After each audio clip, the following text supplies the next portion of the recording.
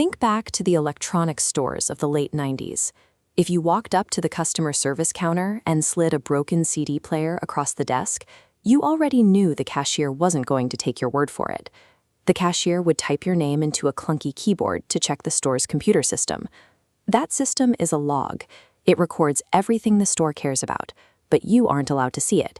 It is entirely their private memory. But you didn't need their log. You could pull out a crumpled piece of paper to prove you bought the item. The receipt is portable proof. It forces the store to honor the transaction, regardless of what their computer says. Fast forward to today. We are starting to hand off our actual digital errands, like booking flights, requesting refunds, and managing schedules, to autonomous AI software, usually called agents. These digital assistants are taking action and spending real money on our behalf. But when they finish the job, nobody hands you a piece of paper to prove what just happened. If something goes wrong, you have nothing to slide across the counter. You are entirely at the mercy of the tech company's hidden internal logs. To understand why this creates such a headache, let's look at the basic digital toolkit an AI needs to get work done on the internet. Builders call this the agent stack. This diagram shows how they fit together. First, the AI reads apps via a digital USB cable. Next, a digital walkie-talkie sends radio signals to coordinate with other agents. Finally, a digital PIN proves you authorize the charge before the lock clicks open. This toolkit gives the software incredible reach to navigate the internet. But while these tools help the AI act, they don't record its reasoning. They execute commands, but they leave behind no record of exactly why the AI made its choices. Let's say you ask your digital assistant to book a weekend hotel in Austin. It works for a minute, it chimes happily, and you check your email. It booked a non-refundable room in Boston. $500 gone. You try to figure out what broke. Did your assistant misread your instructions? Did the hotel's booking software glitch? Did the payment system override it? The evidence for your ruined vacation is split across 3 different companies.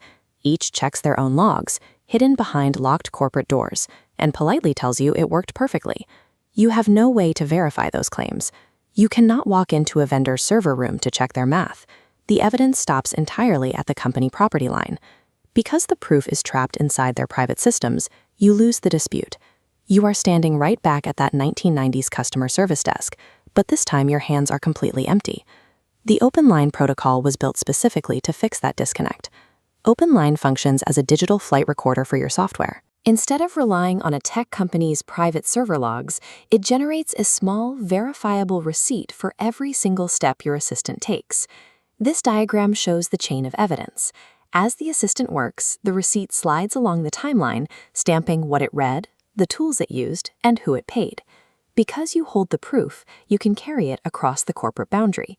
This shifts the balance of power from the tech company's hidden databases and places it directly back into your hands. To be clear, this doesn't magically make your software smarter. It doesn't guarantee some absolute truth about the situation. The value here is triage. It provides the exact trail of evidence you need to figure out where the breakdown happened, so you can fix the workflow or fire the software and use something else. When autonomous software is allowed to handle our bank accounts, our health data, and our daily schedules, we simply cannot settle for trust us.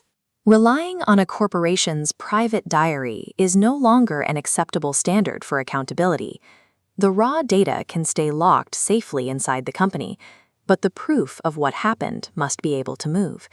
Because when the automated system fails, the only question that matters is, who gets to keep the receipt?